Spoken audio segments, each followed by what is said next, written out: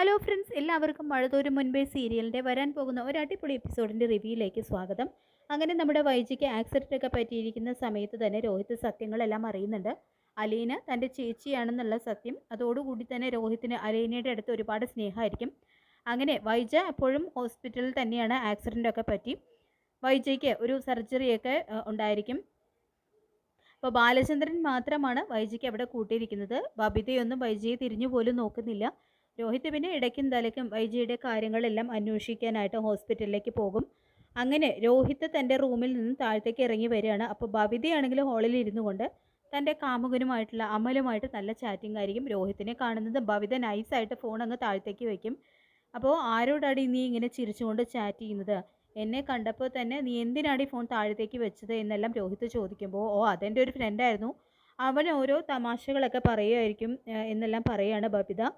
അവളായാൽ കൊള്ളാം, അതൊക്കെ പോട്ടെ, അമ്മയ്ക്ക് ഇങ്ങനെ ഒരു ആക്സിഡൻറ്റ് പറ്റിയിട്ട് നീ എപ്പോഴെങ്കിലും അമ്മയുടെ അടുത്തൊന്ന് പോയി നോക്കിയോ എന്ന് ചോദിക്കുമ്പോൾ, അതിന് രോഹിയേട്ടാ അമ്മയ്ക്ക് ഇപ്പോഴും ബോധമൊന്നും വന്നിട്ടില്ലല്ലോ എന്നെല്ലാം ബബിത പറയുന്നുണ്ട് കേട്ടോ. പിന്നെ നമ്മൾ പോയിട്ട് എന്താ കാര്യം എന്ന് ചോദിക്കുമ്പോൾ, അതല്ലടി, ഈ സ്ത്രീകൾ ആരെങ്കിലും വേണ്ടേ? അമ്മയുടെ കൂടെ അച്ഛൻ മാത്രമല്ലേ അവിടെ നിൽക്കുന്നത്?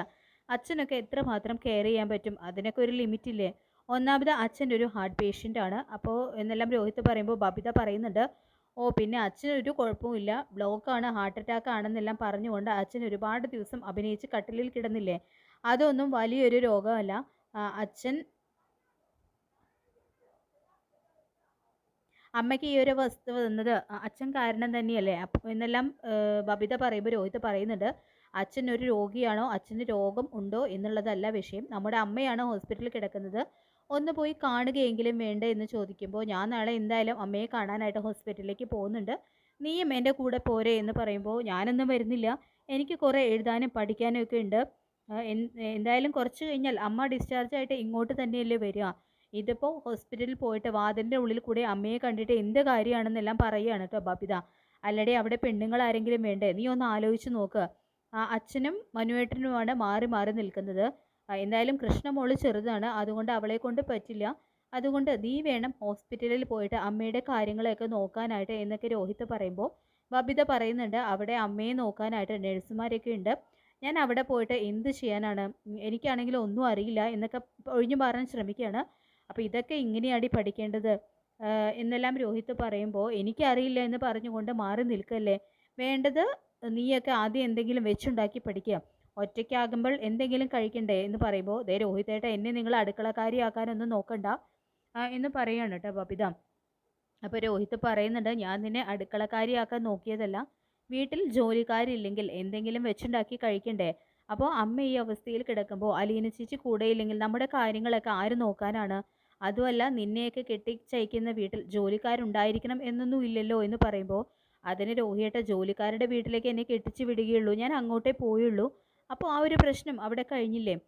എന്തായാലും ഞാനിപ്പോൾ ഹോസ്പിറ്റലിലേക്ക് വരാൻ പോകുന്നില്ല, ഇനി രോഹിയേട്ടൻ അത്രയ്ക്ക് നിർബന്ധമാണെങ്കിൽ ആ അലീനയും കൂട്ടിക്കൊണ്ട് പോയിക്കോ, അവളെ അവിടെ നിർത്തിയിട്ട് അമ്മയുടെ കാര്യങ്ങളൊക്കെ നോക്കാൻ അവളോട് അങ്ങോട്ട് പറ എന്ന് പറയുമ്പോൾ, എടി നിന്നെയൊന്നും പറഞ്ഞിട്ട് ഒരു കാര്യമില്ല, നീ വരണ്ടിടിയില്ലെന്ന് പറഞ്ഞുകൊണ്ട് രോഹിത് അവിടെ നിന്ന് പോകും.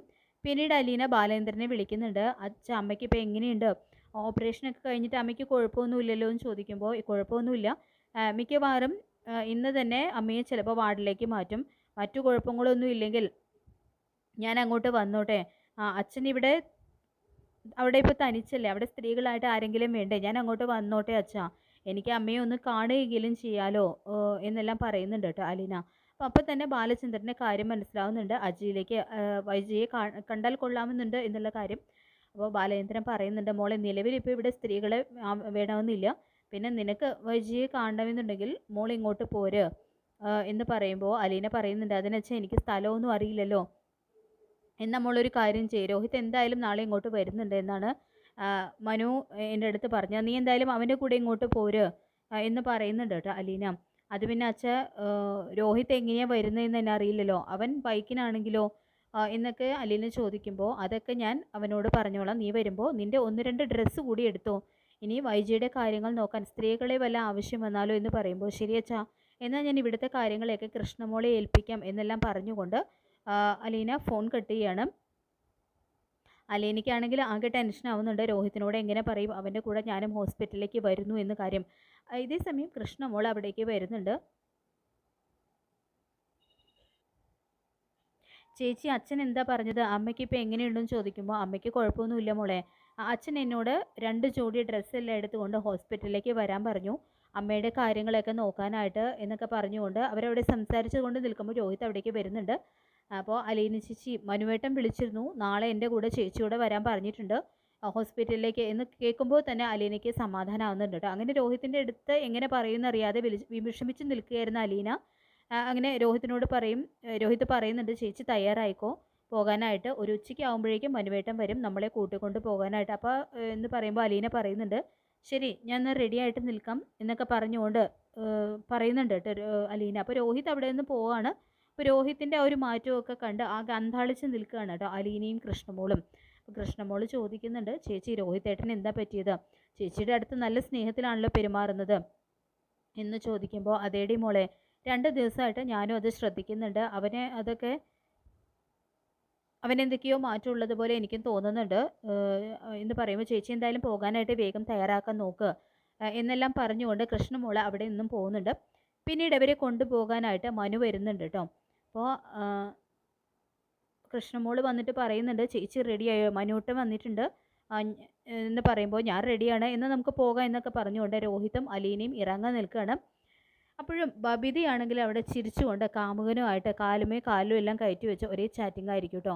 അപ്പോൾ ഇതോടുകൂടി രോഹിത്തിന് ഒരു കാര്യം മനസ്സിലാവുന്നുണ്ട്, ഇവൾക്കൊന്നും അമ്മയോട് ആത്മാർത്ഥമായിട്ട് ഒരു സ്നേഹവും ഇല്ല, ഒരു മനുഷ്യത്വം പോലും ഇല്ലാത്തവളാണ് ഇവളൊക്കെ എന്ന് രോഹിത് ഇങ്ങനെ മനസ്സിൽ പറയും.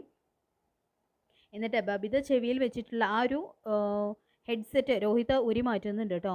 അപ്പോൾ ബബിതയ്ക്കാണെങ്കിൽ ദേഷ്യം വരികയാണ്. എന്താ രോഹിയേട്ടാ എൻ്റെ ഹെഡ്സെറ്റ് എന്തിനാ ഊരിയത് എന്ന് ചോദിക്കുമ്പോൾ നിന്നോട് ഞാൻ പറഞ്ഞതല്ലേടി ഇന്ന് അമ്മയെ കാണാൻ പോകുന്നുണ്ട് എന്ന് പറയുമ്പോൾ അതേ പറഞ്ഞു, അപ്പോൾ തന്നെ ഞാൻ വരുന്നില്ലെന്ന് പറഞ്ഞതല്ലേ എന്ന് പറയുമ്പോൾ എടി നിൻ്റെ കൂടെ അമ്മയാണ് ആ ഹോസ്പിറ്റലിൽ കിടക്കുന്നത്, വരുന്നില്ലെങ്കിലും അമ്മയുടെ വിവരമൊക്കെ ഒന്ന് തിരക്കിക്കൂടെ എന്ന് പറയുമ്പോൾ അതിന് ഞാൻ തിരക്കുന്നുണ്ടല്ലോ, അമ്മയ്ക്കിപ്പോഴും അമ്മ ഇപ്പോഴും ബോധമൊന്നും വന്നിട്ടില്ലല്ലോ, പിന്നെ എന്ത് തിരക്കാനാണ് എന്ന് പറയുമ്പോൾ ഓ നീ തിരക്കുന്നുണ്ട് എന്നല്ലേ, എന്ന് നീ കേട്ടോ അമ്മയെ ഇപ്പോൾ വാർഡിലേക്ക് മാറ്റി, നീ ഒന്നും തിരക്കണ്ടടി, അമ്മ ജീവിച്ചാൽ എന്ത് മരിച്ചാൽ എന്ത് എന്നെല്ലാം പറഞ്ഞുകൊണ്ട് രോഹിത് ബബിതയുടെ അടുത്ത് പോകാൻ നേരം ദേഷ്യപ്പെടുന്നുണ്ട്. അപ്പോൾ രോഹിത്തിൻ്റെ ആ ഒരു ദേഷ്യമൊക്കെ കണ്ട് ബബിതയാണെങ്കിൽ നൈസായിട്ട് റൂമിലേക്ക് പോകാൻ തുടങ്ങുന്നു കേട്ടോ. അപ്പോൾ അലേനിയെ ഒന്ന് തുറിച്ച് നോക്കിക്കൊണ്ടാണ് ബബിത അവിടെ നിന്ന് പോകുന്നത്. അപ്പോൾ രോഹിത് പറയും നീ ഒന്ന് അവിടെ നിന്ന്, എന്തായാലും നീ വരുന്നില്ല, അമ്മയ്ക്ക് വേണ്ടി നീ എന്നെ ഒരു ഉപകാരവും ഇല്ല, അതുകൊണ്ട് ഈ ബാഗും സാധനങ്ങളൊക്കെ നീ കാറിൽ കൊണ്ടുപോയി വെക്കുക എന്ന് പറയുമ്പോൾ എന്താ ഞാനോ, എനിക്കൊന്നും പറ്റില്ല, ഈ അലീനയോട് പറ അതെല്ലാം കൊണ്ടുവയ്ക്കാൻ എന്ന് പറയുന്നുണ്ട് ബബിത. അപ്പോൾ രോഹിത് ആണെങ്കിൽ ബബിതയുടെ നേരെ ദേഷ്യപ്പെടുന്നുണ്ട് കേട്ടോ. അപ്പോൾ ബബിതയാണെങ്കിൽ അത് കണ്ട് ശരിക്കും ഞെട്ടുകയാണ്. തുടർന്ന് ബബിതയാണെങ്കിൽ വേഗം പോയിട്ട് അലീന എടുത്തു വെച്ച സാധനങ്ങളെല്ലാം കാറിൽ കൊണ്ടുപോയി വെക്കും.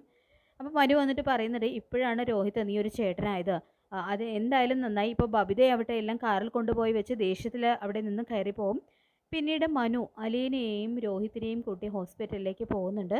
അങ്ങനെ കാറിലിരുന്നു കൊണ്ട് മനു ചോദിക്കുന്നുണ്ട് രോഹിത് നീ ഇപ്പോൾ ആളെ ആകെ മാറിപ്പോയല്ലോ, അലീനയെ ട്രാപ്പിലാക്കാൻ വേണ്ടി നിൻ്റെയും ഹരിയുടെയും അടുത്ത് കുരുട്ട് ബുദ്ധിയൊന്നും അല്ലല്ലോ എന്ന് ചോദിക്കുമ്പോൾ അതൊന്നും അല്ല മനുവേട്ട, ഞാൻ എൻ്റെ പഴയ സ്വഭാവമൊക്കെ മാറ്റി ഇനി ഞാൻ ഒരു മോശം പ്രവൃത്തിയിലേക്കും പോകുന്നില്ല എന്ന് പറയുമ്പോൾ എങ്കിൽ നിനക്ക് കൊള്ളാം, എൻ്റെ അനിയനായതുകൊണ്ട് പറയല്ല, നീ ഹരിയുമായിട്ടുള്ള ആ കൂട്ടുകെട്ട് ഒഴിവാക്കുന്നതാണ് നല്ലത്, കാരണം അവനെ ഇനി നേർവഴിക്ക് കൊണ്ടുവരാനൊന്നും പറ്റില്ല, അവൻ്റെ കൂടെ നീയും ഓരോന്നിൽ പോയി പെടണ്ട എന്ന് പറയുമ്പോൾ മനുവേട്ട നീ ഹരിയുമായിട്ടുള്ള കൂട്ടുകെട്ട് ഞാൻ എന്നേക്കുമായിട്ട് അവസാനിപ്പിച്ചു കഴിഞ്ഞു എന്നൊക്കെ രോഹിത് പറയുന്നുണ്ട്.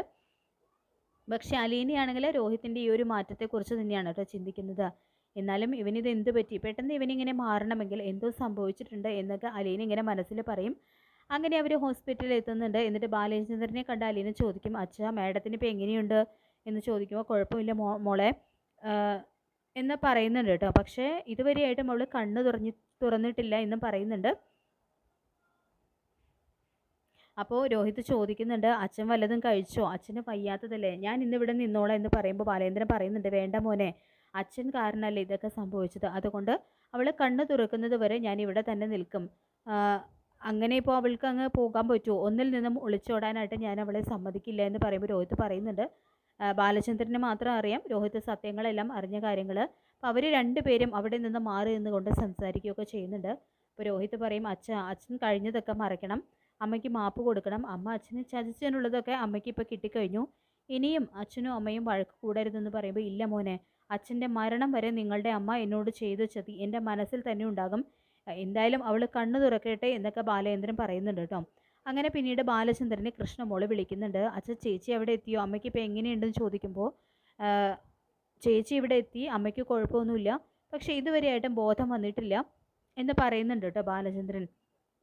അപ്പോൾ കൃഷ്ണമോള് പറയുന്നുണ്ട്, അച്ഛൻ ഓക്കെ അല്ലേ, കുറച്ച് ദിവസമായിട്ട് അച്ഛൻ ഹോസ്പിറ്റലിൽ തന്നെയല്ലേ നിൽക്കുന്നതെന്ന് പറയുമ്പോൾ, അതൊന്നും കുഴപ്പമില്ല മോളെ, അതൊക്കെ പോട്ടെ, ബബിത എവിടെ, അവളെ ഒന്ന് വിളിച്ചതുപോലും ഇല്ലല്ലോ, അവളെവിടെ ഉണ്ടോ എന്ന് ചോദിക്കുമ്പോൾ, ആ ഉണ്ട് അച്ഛ എന്ന് രോഹിയേട്ടൻ കുറേ വിളിച്ചു, അമ്മയെ കാണാൻ വരാൻ പറഞ്ഞിട്ട്. ചേച്ചി അപ്പോൾ അതിനെ കൂട്ടാക്കിയില്ല, ഇവിടെ വന്നിട്ട് കണ്ടോളാം എന്നാണ് ചേച്ചി പറയുന്നതെന്ന് പറയുമ്പോൾ ബാലേന്ദ്രൻ ചോദിക്കും, അവളെവിടെ എന്ന് ചോദിക്കുമ്പോൾ, ഇവിടെ തന്നെയുണ്ട് അച്ഛ, 24 മണിക്കൂറിന് ഫോറിൽ ആരോടോ ചിരിച്ചുകൊണ്ട് സംസാരമാണെന്നൊക്കെ പറയുമ്പോൾ ബാലേന്ദ്രനാണെങ്കിൽ അവിടെ ഒരു സ്പെല്ലിംഗ് മിസ്റ്റേക്ക് ഫീൽ ചെയ്യുന്നുണ്ട് കേട്ടോ. മോളെന്ന് അവൾക്ക് ഫോൺ കൊടുത്തേ എന്ന് പറയുമ്പോൾ, ശരി അച്ഛ എന്ന് പറഞ്ഞുകൊണ്ട് കൃഷ്ണമോള് ഫോണുമായിട്ട് ബബിതയുടെ അടുത്തേക്ക് ചെല്ലും. അപ്പോൾ ചേച്ചി ഫോണ് അച്ഛനാണെന്ന് പറയുമ്പോൾ ബബിതയാണെങ്കിൽ വേഗം തന്നെ ഫോൺ വാങ്ങുന്നുണ്ട്. ഹലോ അച്ഛാ എന്ന് ചോദിക്കുമ്പോൾ, ഓ എൻ്റെ മോൾക്ക് ജീവനുണ്ടോ, മോൾ അറിഞ്ഞിരുന്നോ മോളുടെ അമ്മയ്ക്ക് ആക്സിഡൻറ്റ് പറ്റി അമ്മ ഇപ്പോൾ ICUയിൽ കിടക്കുന്നത് എന്ന് ചോദിക്കുമ്പോൾ, അച്ഛൻ എന്താ എന്നെ പരിഹസിക്കുകയാണോ എന്ന് ചോദിക്കുമ്പോൾ, ഞാൻ പരിഹസിച്ചൊന്നുമല്ല മോളെ, മോളുടെ അമ്മ ഹോസ്പിറ്റലിലാണെന്ന് മോളെ ഒന്ന് അറിയിച്ചതാണെന്ന് പറയുമ്പോൾ ബബിത ചോദിക്കും, അച്ഛൻ ഇപ്പോൾ എന്താ വേണ്ടതെന്ന് ചോദിക്കുമ്പോൾ, എനിക്കൊന്നും വേണ്ട, നിൻ്റെ അമ്മ ആക്സിഡൻ്റായി ഹോസ്പിറ്റലായിട്ട് മോൾ എത്ര ദിവസം അമ്മയുടെ കാര്യങ്ങളൊക്കെ തിരക്കി, ആക്സിഡൻറ്റ് പറ്റിയപ്പോൾ ഇവിടെ വന്നതല്ലാതെ പിന്നെ ഇങ്ങോട്ടൊന്ന് വരാൻ തോന്നിയോ, ഒന്ന് വിളിച്ച് അന്വേഷിക്കാനെങ്കിലും തോന്നിയോ എന്ന് പറയുമ്പോൾ ബബിത പറയും, ഞാൻ കൃഷ്ണമോളുടെ എല്ലാ കാര്യങ്ങളും തിരക്കാറുണ്ട്, പിന്നെ അവിടെ വന്നിട്ട് പ്രത്യേകിച്ച് എന്താ കാര്യം, പുറത്ത് നിന്ന് അമ്മയെ കാണാനേ പറ്റിയുള്ളൂ, പോരാത്തതിന് അമ്മയ്ക്ക് ബോധവും വന്നിട്ടില്ല എന്ന് പറയുമ്പോൾ, അവൾക്ക് ഇത് തന്നെ വേണം, എടി നിന്നെയൊക്കെ തലയിൽ വെച്ചല്ലേ അവൾ വളർത്തിയത്, എന്നിട്ട് നിനക്കൊന്ന് സ്വന്തം അമ്മയെ തിരിഞ്ഞു നോക്കാൻ വയ്യ, അവിടെ ജോലിക്ക് നിൽക്കുന്ന അലീന, അവൾ എന്നും ഒരുപാട് വട്ടം എന്നെ വിളിച്ച് കാര്യങ്ങളൊക്കെ തിരക്കുന്നുണ്ട്, അച്ഛനിപ്പോൾ എന്താ വേണ്ടത്, ഞാൻ അമ്മയെ വിളിക്കാത്തതാണോ അച്ഛൻ്റെ പ്രശ്നം, എന്നാൽ ഞാൻ ഇനി എന്നും അച്ഛനെ വിളിച്ച് കാര്യങ്ങൾ തിരക്കിക്കോളാം, എന്തായാലും അമ്മ ഇങ്ങോട്ട് തന്നെയല്ലേ വരാൻ പോകുന്നത് എന്നൊക്കെ പറഞ്ഞുകൊണ്ട് ബബിതയാണെങ്കിൽ ഫോൺ കട്ട് ചെയ്യാണ് കേട്ടോ. അതോടുകൂടി ബാലചന്ദ്രന് മനസ്സിലാവുന്നുണ്ട്, ഇനി വൈജ ഡിസ്ചാർജ് ആയിട്ട് വീട്ടിലെത്തിയാലും ബബിത വൈജയെ തിരിഞ്ഞു നോക്കില്ല എന്നുള്ള കാര്യം. ഒടുവിൽ രോഹിത് പറയും, അച്ഛാ അവളെ നോക്കണ്ട, അവൾക്കൊന്നും അമ്മയോട് ഒരു സ്നേഹവുമില്ല, അമ്മയെ അലീന ചേച്ചി നോക്കിക്കോളും, ഇതോടുകൂടി അമ്മയ്ക്ക് മനസ്സിലാവട്ടെ അലീന ചേച്ചിയുടെ വില എന്താണെന്നൊക്കെ രോഹിത് പറയുന്നുണ്ട് കേട്ടോ ബാലചന്ദ്രനോട്. അതുപോലെ ഇനി കുറച്ച് ദിവസം വൈജയെ നോക്കാനായിട്ട് അലീനയാണ് ഹോസ്പിറ്റലിൽ നിൽക്കുന്നത്. അപ്പോൾ അലീന ഹോസ്പിറ്റലിൽ നിൽക്കുന്നത് കൊണ്ട് തന്നെ വീട്ടിൽ ബബിതയൊക്കെ ശരിക്കും കഷ്ടപ്പെടുന്നുണ്ട്, ഏകദേശം പട്ടിണിയിലായിട്ടുള്ള ഒരു അവസ്ഥയാണ്. അപ്പോൾ അലീനയുടെ വില എന്താണെന്ന് വൈജയും മനസ്സിലാക്കുന്നുണ്ട് കേട്ടോ. അപ്പോൾ നമുക്ക് കാത്തിരിക്കാം മഴതോരൻ മുമ്പേ സീരിയലിൻ്റെ വരാൻ പോകുന്ന ഈ ഒരു അടിപൊളി എപ്പിസോഡിനായിട്ട്. ഈ റിവ്യൂ ഇഷ്ടപ്പെട്ടെങ്കിൽ ലൈക്ക് ചെയ്യുക, ചാനൽ കൂടി ഒന്ന് സബ്സ്ക്രൈബ് ചെയ്ത് സപ്പോർട്ട് ചെയ്യുക. താങ്ക്